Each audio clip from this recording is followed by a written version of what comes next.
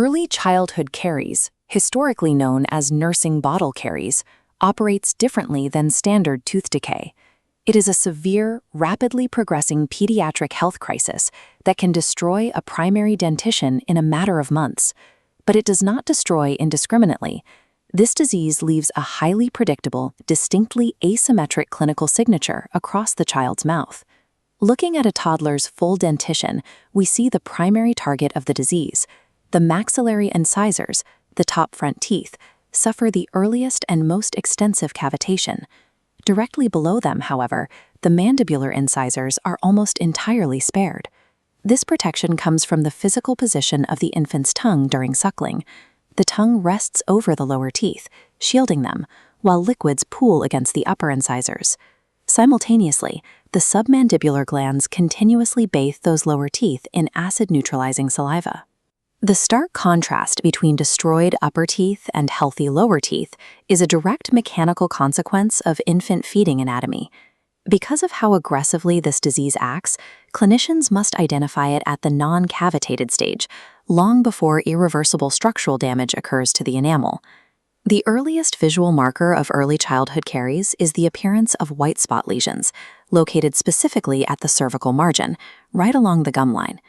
These lesions form here because the gingival crevice acts as a trap. Plaque and sugary liquids stagnate along this curved perimeter, initiating localized acid attacks. The primary diagnostic challenge is distinguishing these active, carious white spots from static developmental enamel defects like hypoplasia, which pose no immediate threat of decay. This diagnostic matrix shows the difference. On the left, an active cervical white spot lesion appears as a chalky, opaque band, hugging the curve of the gum line. Tactilely, its surface is rough and highly plaque retentive. On the right, developmental defects present entirely differently.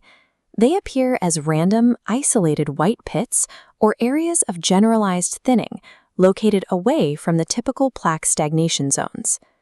Misdiagnosing an active white spot lesion as a static defect sends a high-risk child home without intervention, allowing the disease to progress to cavitation.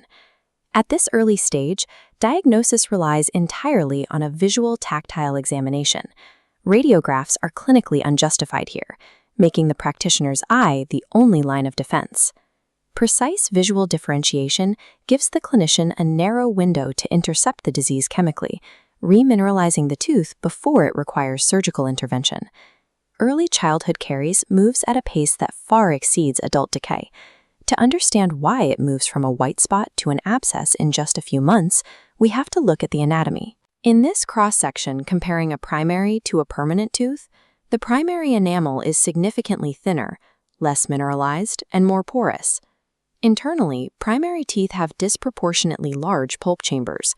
Notice how close the nerve sits to that vulnerable outer surface.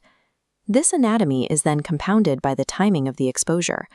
The condition is frequently triggered by nocturnal pooling, letting a child fall asleep with a bottle of fermentable carbohydrates. During sleep, a child's physiological salivary flow drops drastically. This removes the mouth's natural capacity to buffer acids and clear debris away from the teeth. Left unchecked by saliva, the acid attack cuts through the porous enamel, moving swiftly from surface demineralization to full cavitation. Once cavitated, the decay rapidly breaches the large pulp chamber.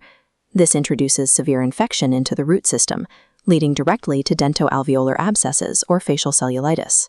The combination of thin primary anatomy and zero nighttime salivary buffering accelerates a standard cavity into a systemic pediatric emergency. To effectively manage this progression, practitioners rely on the epidemiological triad of caries: host vulnerability, substrate availability, and the bacterial agent. The substrate factor is straightforward. As seen here, prolonged exposure to fermentable carbohydrates in nighttime bottles provides a steady fuel source for decay. The biological mechanism that ferments that substrate into enamel-destroying acid is primarily the bacterial agent Streptococcus mutans.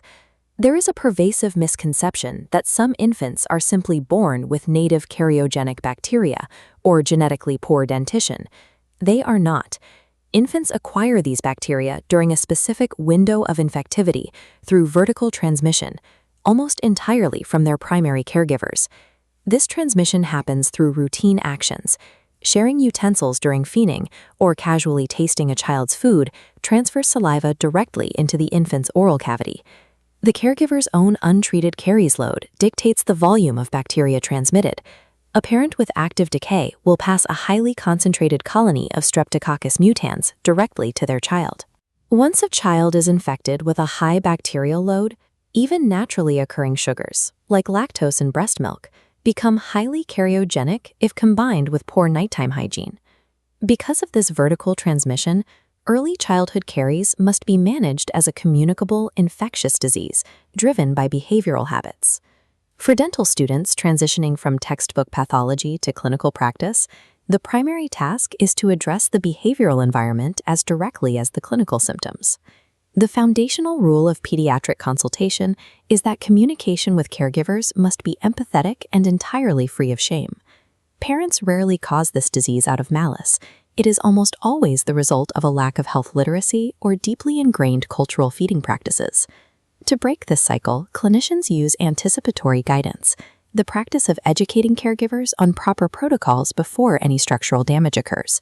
This starts with the nighttime routine. Caregivers are instructed that infants must transition to falling asleep with nothing in their bottle but plain water.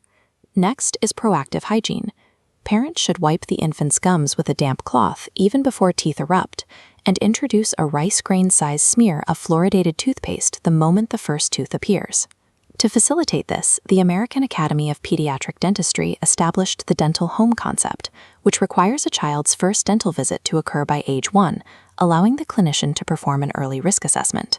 Educating the family and altering behavior is the single most effective tool for managing early childhood caries, stopping the timeline before the first cavity ever forms. When prevention fails, clinicians face a harsh reality, attempting to perform precise restorative dentistry on a terrified, uncooperative 2-year-old in severe pain. Traditional behavioral management tools like tell, show, do, or distraction often fail in the face of rampant decay. Treating these cases historically required subjecting the child to the physiological risks and high financial costs of general anesthesia. Today, practitioners utilize a non-invasive chemical alternative designed to keep toddlers out of the operating room entirely: silver diamine fluoride, or SDF. SDF is a clear liquid treatment. Instead of relying on a drill, the clinician brushes this liquid onto the porous, cavitated tooth surface. The liquid chemically reacts with the decayed tooth structure. It forms silver phosphate and protein conjugates, which instantly destroy the bacteria and halt the infection from progressing deeper into the pulp. There is a significant visual trade-off.